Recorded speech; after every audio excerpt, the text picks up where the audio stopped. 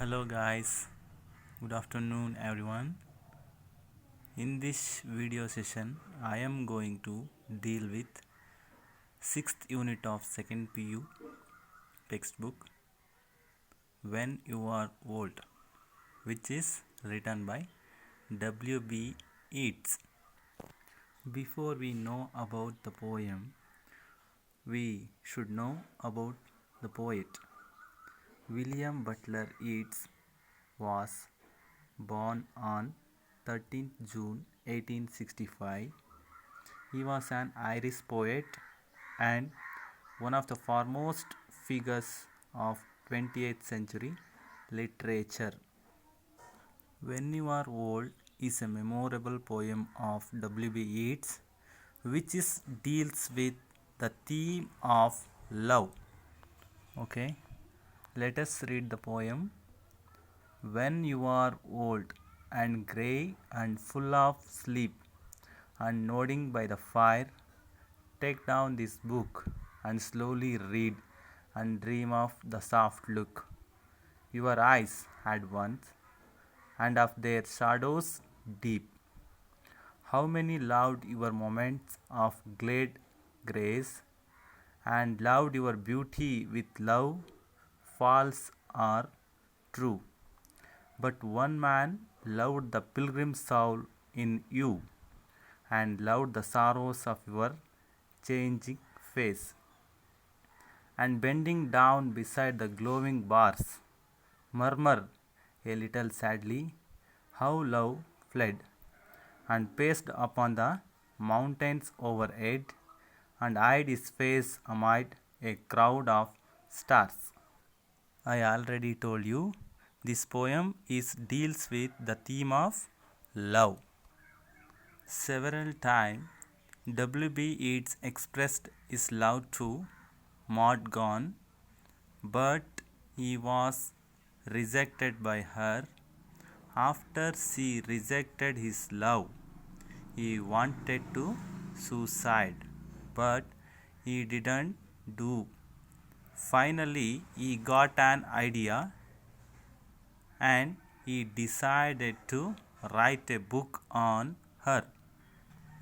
ಈ ಒಂದು ಪದ್ಯದಲ್ಲಿ ನಾವು ಏನನ್ನು ನೋಡ್ಬೋದಪ್ಪ ಅಂದರೆ W.B. Yeats ಅವರು ಮಾಲ್ಡ್ ಗಾನ್ ಅನ್ನೋರನ್ನ ತುಂಬ ಅಟ್ರಾಕ್ಟಿವ್ ಆಗಿರ್ತಾರೆ. ಅವ್ರ ಮೇಲೆ ಲವ್ ಆಗಿರುತ್ತೆ. ಆ ಲವ್ ಆದಂಥ ಸಂದರ್ಭದಲ್ಲಿ ಅವರ ಲವ್ನ ಅವರು ತುಂಬ ಸಲ ಎಕ್ಸ್ಪ್ರೆಸ್ ಮಾಡ್ತಾರೆ. ತುಂಬ ಸಲ ಎಕ್ಸ್ಪ್ರೆಸ್ ಮಾಡಿದ್ರು ಕೂಡ ಮಾಲ್ಡ್ ಗಾನ್ ಅನ್ನೋರು ಏನು ಇಸ್ ಬಿಲವ್ಡ್ ಅಂತ ಇಲ್ಲಿ ಮೆನ್ಷನ್ ಮಾಡ್ತಿದ್ದೀವೋ ಅವರು ಆ ಒಂದು ಪೊಯೆಟ್ ಲವ್ನ ರಿಜೆಕ್ಟ್ ಮಾಡ್ತಾರೆ. ರಿಜೆಕ್ಟ್ ಮಾಡಿದಂಥ ಸಂದರ್ಭದಲ್ಲಿ ಅವರು ಸೂಸೈಡ್ ಮಾಡ್ಕೊಳ್ಳೋಕೆ ಕೂಡ ಹೋಗಿರ್ತಾರೆ. ಆದರೆ ಅವರು ಸೂಸೈಡ್ ಮಾಡ್ಕೊಳ್ಳಲ್ಲ. ಫೈನಲಿ ಅವ್ರಿಗೆ ಒಂದು ಐಡಿಯಾ ಬರುತ್ತೆ. ಏನಪ್ಪ ಐಡಿಯಾ ಅಂದರೆ ಅವರು ಒಂದು ಬುಕ್ಸನ್ನು ಬರೆಯೋಕ್ಕೆ, ಆ ಒಂದು ಏನು ಇಸ್ ಬಿಲವ್ಡ್ ಅಂತ ಹೇಳಿದೆ ಆ ಬಿಲವ್ಡ್ ಮೇಲೆ ಒಂದು ಬುಕ್ಸನ್ನು ಬರೆಯೋಕ್ಕೆ ಡಿಸೈಡ್ ಮಾಡ್ತಾರೆ. Okay, let us see the first stanza. When you are old and grey and full of sleep and nodding by the fire, take down this book and slowly read and dream of the soft look your eyes had once, and of their shadows deep.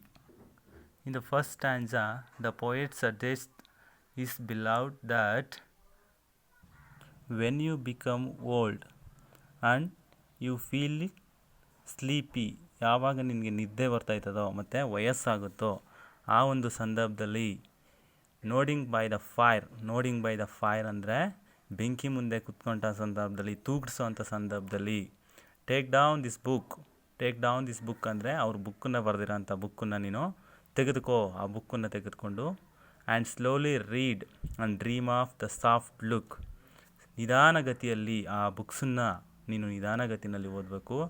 ಓದಂಥ ಸಂದರ್ಭದಲ್ಲಿ ನಿನಗೆ ಏನು recollect ಆಗುತ್ತೆ ಅಂದರೆ ಇಲ್ಲಿ dream of the soft look ಅಂದರೆ ಏನನ್ನು refer ಮಾಡುತ್ತೆ ಅಂದರೆ ಏನು ಅವಳು ಒಂದು ಬ್ಯೂಟಿಫುಲ್ ಐಸ್ಗಳನ್ನ, ಬ್ಯೂಟಿಫುಲ್ ಆದಂಥ ಒಂದು ಕಣ್ಣುಗಳನ್ನ ಹೊಂದಿರ್ತದೋ ಅದನ್ನು ರೆಫರ್ ಮಾಡುತ್ತೆ. ಯುವರ್ ಐಸ್ ಆ್ಯಡ್ ಒನ್ಸ್, ನಿನ್ನ ಕಣ್ಣುಗಳಲ್ಲಿ ಏನು ಒಂದು ನಿನ್ನ ಸೌಂದರ್ಯ ಅನ್ನೋದಿತ್ತೋ ಅದನ್ನು ರೆಫರ್ ಮಾಡುತ್ತೆ. And of their shadows deeply, ಏನು ನಿನ್ನ ಅಂತರಾಳದಲ್ಲಿದ್ದಂಥ ಒಂದು ಬೆಳಕಿನಲ್ಲಿ ಕಣ್ಣಿನ ನೆರಳಿನ ಆಳವನ್ನು ನೋಡುವಂತ ಇಲ್ಲಿ ಪೊಯೆಟು ಸಜೆಸ್ಟ್ ಮಾಡ್ತಿದ್ದಾರೆ. ಏನಪ್ಪ ಅಂದರೆ ದೇರ್ ಸ್ಯಾಡೋಸ್ ಡೀಪ್ ಅಂದರೆ ಕಣ್ಣಿನ ನೆರಳಿನ ಆಳವನ್ನು ನೀನು ನೋಡಬೇಕು ಆ ಒಂದು ಬುಕ್ಕನ್ನು ಓದೋಂಥ ಸಂದರ್ಭದಲ್ಲಿ ಅಂತ ಇಲ್ಲಿ ಕವಿಯವರು ಹೇಳ್ತಿದ್ದಾರೆ. How many loved your moments of glad grace and loved your beauty with love false or true, but one man loved the pilgrim soul in you and loved the sorrows of your changing face. So in the second stanza we can see many people were loved her because of her physical beauty. ಅವಳ ಒಂದು ಅಂದವನ್ನು ನೋಡಿದಂಥ ಸಂದರ್ಭದಲ್ಲಿ ತುಂಬ ವ್ಯಕ್ತಿಗಳು love ಮಾಡ್ತಿರ್ತಾರೆ. And loved your beauty with love false or true. False or true ಅಂದರೆ ಏನಪ್ಪ ಅಂದರೆ ಎಷ್ಟೋ ಜನರು ಲವ್ ಮಾಡೋದ್ರಲ್ಲಿ ಅವಳ ಒಂದು ಫಿಸಿಕಲ್ ಬ್ಯೂಟಿನ ನೋಡಿ ಲವ್ ಮಾಡೋವಂಥವ್ರಲ್ಲಿ ಅವರ ಪ್ರೀತಿ ನಿಜವಾಗಿತ್ತೋ ಅಥವಾ ಸುಳ್ಳಾಗಿತ್ತೋ ಅದ್ರ ಬಗ್ಗೆ ಅವ್ರಿಗೆ ಚಿಂತೆ ಇಲ್ಲ. But one man loved the pilgrim soul in you. One man is nothing but none other than the poet himself. ಈ WB Yeats ಅವ್ರು ಏನು ಹೇಳ್ತಾರೆ ಅಂದರೆ ತುಂಬ ಜನರು ನಿನ್ನಿಂದ ಅಟ್ರ್ಯಾಕ್ಟಾಗಿ ನಿನ್ನ ಪ್ರೀತಿಗೆ ಬಿದ್ದಿದ್ರು, ಆದರೆ ಒಬ್ಬ ಮನುಷ್ಯ ಮಾತ್ರ ನಿನ್ನ ಪಿಲ್ಗ್ರಿಮ್ ಸೌಲ್ ಅಂದರೆ ಏನಪ್ಪ ಪಿಲ್ಗ್ರಿಮ್ ಸೌಲ್ ಅಂತ ಹೇಳ್ತೀವಿ ಅಂದರೆ ಎಲ್ಲರೂ ಕೂಡ ಅವಳ ಅಂದವನ್ನು ನೋಡಿ ಪ್ರೀತಿ ಮಾಡಿದ್ರೆ ಆ ಒಂದು ಏನು WB Yeats ಅವರು ಅವಳ ಏನು ಇಸ್ ಬಿಲವ್ಡ್ ಅಂತ ಹೇಳಿದೆ ಅವಳ ಯಾತ್ರಾತ್ಮವನ್ನು ನೋಡಿ ಪ್ರೀತಿ ಮಾಡ್ತಿರ್ತಾರೆ. ಅವಳ ಯಾತ್ರಾತ್ಮವನ್ನುಗಳನ್ನು ನೋಡಿ ಪ್ರೀತಿಸ್ತಿರ್ತಾಳೆ.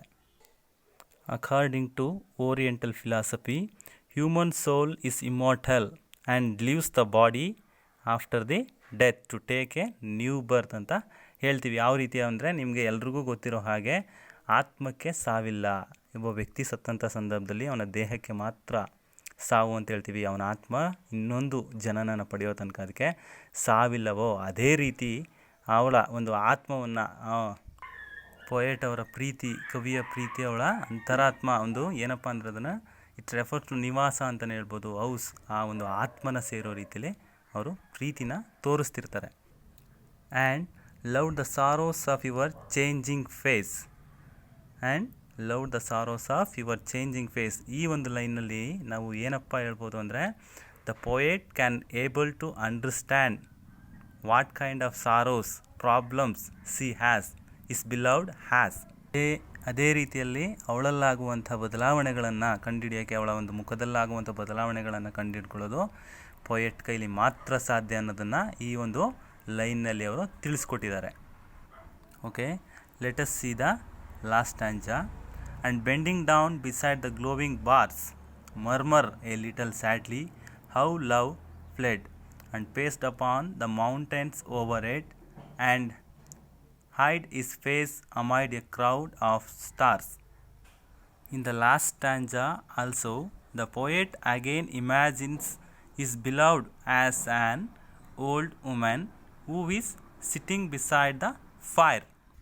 ಯಾವ ಒಂದು ಸಂದರ್ಭದಲ್ಲಿ ಅವನ ಬಿಲವ್ಡ್, ಅವಳ ಒಂದು ಪ್ರೀತಿಯ, ಅವನು ಏನು ಪ್ರೀತಿಸ್ತಿರ್ತಾನೋ ಅವಳಿಗೆ ಏನು ಹೇಳ್ತಿದ್ದಾನಪ್ಪ ಅಂದರೆ, ನೀನು ಯಾವಾಗ ಒಂದು ಏನು ಬೆಂಕಿಯ ಮುಂದೆ ಕುತ್ಕೊಂಡು ಬುಕ್ಸನ್ನು ಓದ್ತಿರ್ತೀಯೋ ಆ ಒಂದು ಸಂದರ್ಭದಲ್ಲೂ ಕೂಡ ನೀನು ಸಫರ್ ಪಡ್ತಿದ್ದೀಯಾ. ಏನಂತ ಸಫರ್ ಪಡ್ತಿದ್ದೀಯಾ ಅಂದರೆ I made I mistaken murmur a little sadly how love ಫ್ಲೆಡ್. ಈ ಲೈನು ಏನು ರೆಫರ್ ಮಾಡುತ್ತಪ್ಪ ಅಂದರೆ ಈ ಮರ್ಮರ್ ಅನ್ನೋದು ಒಂದು ಸ್ಯಾಡ್ ಅಂತ ಹೇಳ್ತೀವಿ, ಏನು ದುಃಖ ಅಂತ ಹೇಳ್ತೀವೋ ಅವಳು ದುಃಖವನ್ನು ಪಡಬೇಕಾಗುತ್ತೆ. ಯಾಕೆ ದುಃಖವನ್ನು ಪಡಬೇಕಾಗುತ್ತೆ ಅಂದರೆ ನಾನು ನಿಜವಾದ ಪ್ರೀತಿನ ಒಪ್ಕೊಳ್ಳಿಲ್ಲ ಅನ್ನೋ ಒಂದು ಉದ್ದೇಶದಲ್ಲಿ ಅವಳು ದುಃಖನ ಪಡಬೇಕಾಗುತ್ತೆ. ಅದೇ ರೀತಿ ಅವ್ರು ಹೇಳಿರೋದು murmur a little sadly how love ಫ್ಲೆಡ್. ಯಾವ ರೀತಿ ಒಂದು ನಿಜವಾದ ಪ್ರೇಮನ ನಾನು ಅಕ್ಸೆಪ್ಟ್ ಮಾಡಲಿಲ್ವೋ ಅನ್ನೋದ್ರ ಬಗ್ಗೆ ಅವಳು ಸಫರ್ ಪಡಬೇಕಾಗುತ್ತೆ. And paced upon the mountains over head and hid his face amid a crowd of stone. Finally the poet says that it means love has left the earthly surroundings ಅಂದರೆ ಈ ಏನು ಸುತ್ತಮುತ್ತಲಿನಲ್ಲಿ ಆ ಒಂದು ಲವ್ ಬಿಟ್ಟೊಂಟೋಗುತ್ತೆ. And fled by pacing upon the mountain it has hid his face amid ಅಂದರೆ ಒಂದು ನಕ್ಷತ್ರದ ಪುಂಜಗಳ ಮಧ್ಯೆ, ಈ ಏನು ಪರ್ವತಗಳ ಮಧ್ಯೆ ಒಂದು ಹೈಡಾಗಿ ಮುಚ್ಚಿ ಮರೆಯಾಗಿ ಆ ಲವ್ ಹೊರಟೋಗುತ್ತೆ. The crowd of stars. ಈ ಏನು ಕ್ರೌಡ್ ಆಫ್ ಸ್ಟಾರ್ಸ್ ಅಂದರೆ ನಕ್ಷತ್ರ ಪುಂಜಗಳ ಮಧ್ಯೆ ಅವನ ಪ್ರೀತಿ ಅಮರವಾಗೇ ಉಳಿದುಕೊಳ್ಳುತ್ತೆ. ಓಕೆ, ಏನಾದರೂ ಅರ್ಥ ಆಗಿಲ್ಲ ಅಂದರೆ ದಯವಿಟ್ಟು ಕೇಳಿ.